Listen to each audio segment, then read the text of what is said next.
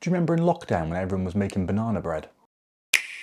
There'd been rumours for a while that we were going to get a Nintendo Direct this month, and it was always going to be a little bit up in the air about what it was going to be covering. We all knew that Donkey Kong Bananza was coming out. We didn't really think we were going to get like a full-on Direct about the game, but that's what Nintendo just graced us with. So I just thought I'd come on and share some of my thoughts and feelings on this presentation now that it's shed some more light on this game itself. Now, I've already got my pre-order locked in. Now, normally I would say, wait for reviews and all this before pre-ordering a game, but I've already played it. If you remember, I had a video up where I went to one of those Nintendo Switch events when they were first doing them, and I got my hands on Donkey Kong Bananza, and I loved it.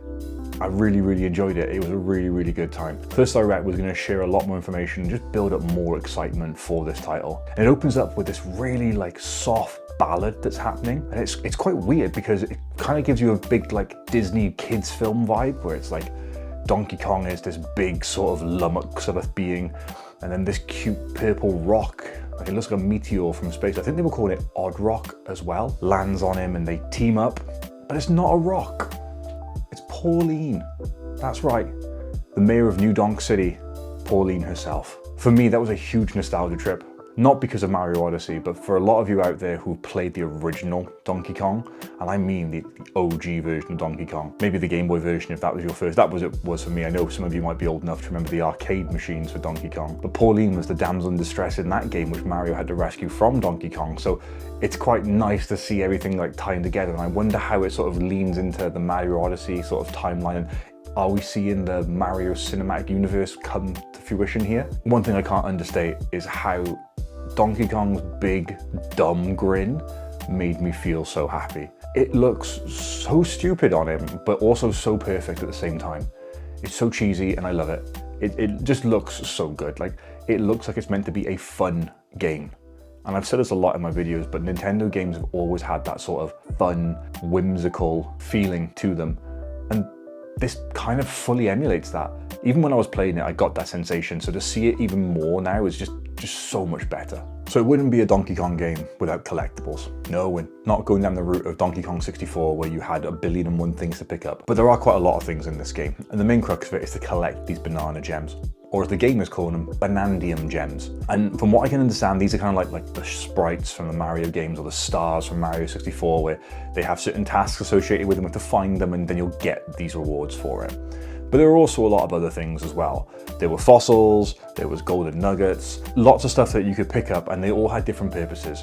So they go into this a little bit later on in the trailer, but I want to talk about it now because it all kind of ties in together because you are picking up a lot of things here. But the collectibles have all got different uses. And the one that was really stood out to me was the ability to buy outfits for Donkey Kong. Now these aren't just skins for Donkey Kong. It's not just a new aesthetic for him. That is a massive part of it. But they were saying that these outfits have different abilities and different perks to them as well, which is a pretty interesting aspect to think about in a Mario game. I say a Mario game because this is a Mario universe that we are in right now, okay? But the idea of chopping and changing DK's outfit to fit the scenario that you are in is a pretty interesting one. I don't think it's something that Nintendo have done before with this sort of franchise, so how it's going to play out, I don't know. How dependent upon those different outfits you're going to be, I don't know as well. They didn't really shed much light onto how different things were, but it did look as though some of them gave you special abilities to make things a lot easier as well. That's pretty cool. It's a pretty interesting concept that I want to see more of. DK has got a whole host of abilities, and Nintendo gave us a rundown of all of them. I'm not going to go through each one in depth because there was so many that they mentioned. A lot of them were quite obvious ones, like the ability to roll, the ability to punch,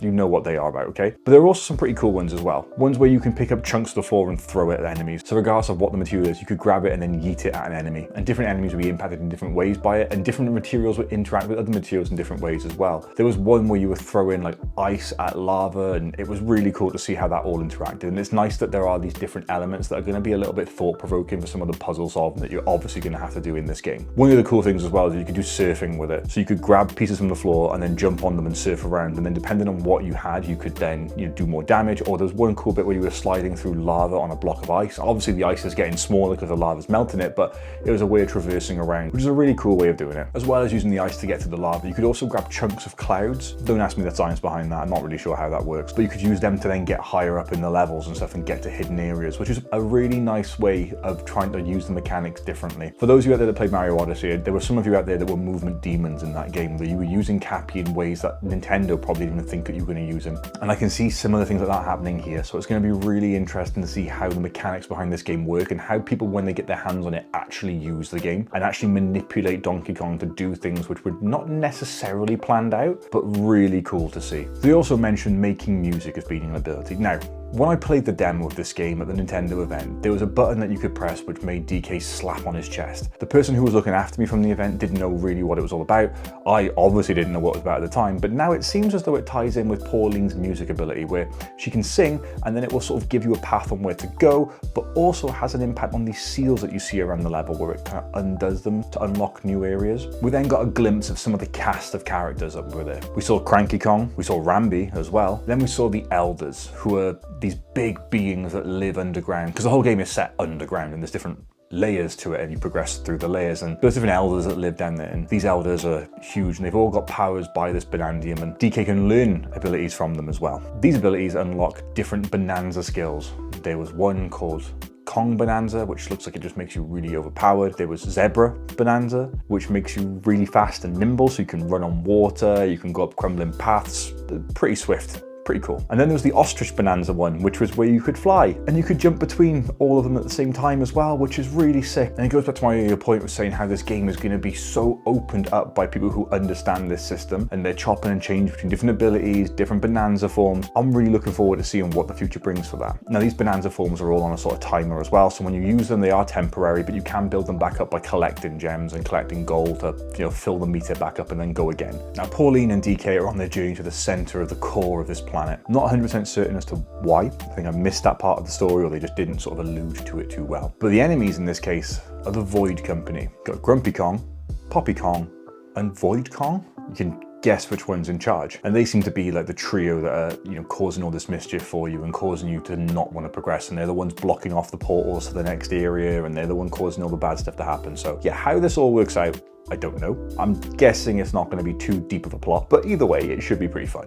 It's going to be pretty tongue-in-cheek. You know, DK's dumb grin is going to be everywhere, so I'm really looking forward to seeing how he interacts. He gave me big Lenny vibes. I related to that. It was at this point then they went through the collectible section we've already talked about, but they also mentioned the ability to unlock and upgrade skills, which is something I've not seen in a Mario game before. Well, a normal Mario game aside from Mario RPG games. But you have the ability to unlock new skills, be that the ability to, you know, swim differently or climb or go faster or new attacks, things like that. But also upgrade things like your max health and your punch power, your sonar skill, which when you hit the ground, it'll show you if there's sort of like treasure nearby. It's going to be interesting to see how deep this system goes, whether it's sort of just little touches that you could still get through the game without needing it, or if you do upgrade all the way, that you become an overpowered, insane banana-eating master. They also showed a bunch of like the challenges which you can do, which will unlock more Banandium gems as well. And there's a mixture of like time trials for like beating enemies, getting through little courses, as well as like side-scrolling platform bits. It looks like there's going to be a good mix of gameplay to try and keep things, you know, fresh and not get stale, which is quite nice because it can get a little bit like that in some of these games if they go on too long. I'm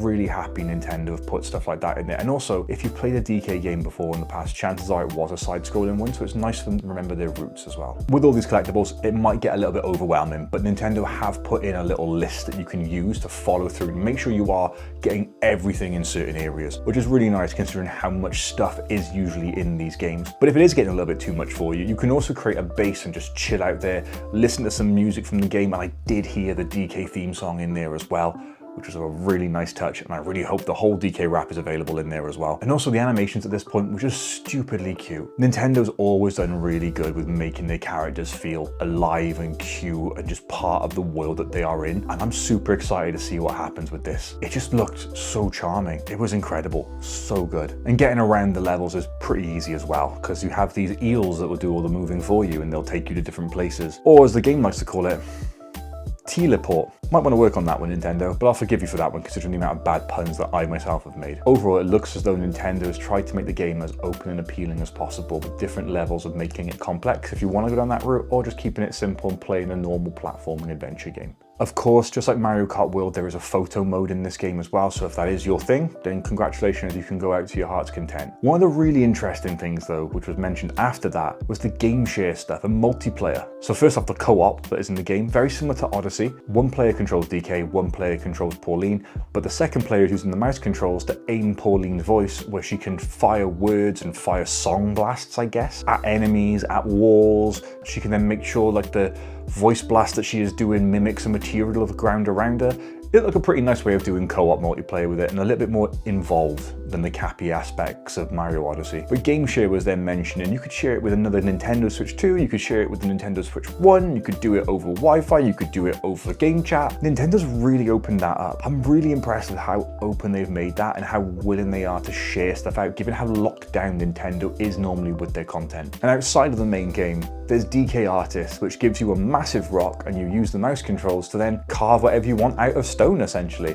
Paint it how you want, shape it, add rock, take away rock. It looked like a really nice way to relax and like a bit of a time sink, but if that is your bag, then you're gonna have a great blast with it. It's not gonna be something that I'm gonna be bothering with. Personally, I don't really see myself using much of the mouse controls, given that I normally play it on a sofa. It also gave me big ZBrush vibes, which is flashbacks to university, which I don't need. And it wouldn't be a Nintendo game without amiibos. And Nintendo's releasing a brand new DK and Pauline amiibo for this game, and a bunch of other Donkey Kong amiibos are also supported with the game.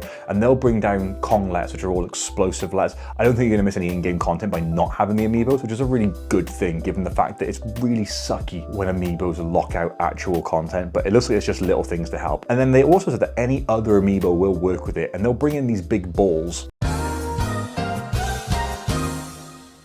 of different materials that you can then throw to destroy things. So yeah, it's nice to see Nintendo leaning into that, but not leaning into it too heavily. And one last note is I definitely swear I saw Dixie and Diddy Kong. I'm not sure what they're gonna be in the game, but I swear I saw them. So overall, I was really happy with that Direct. I don't know if you were expecting, or anyone else was expecting it to be like a super in-depth look at it. The game comes out on July 17th, so that's literally a month away. This is just building up the last bits of hype for it now. We're not going to see any big changes, not going to see any big announcements about the game. It just looks like it's going to be a really fun Nintendo platforming adventure game.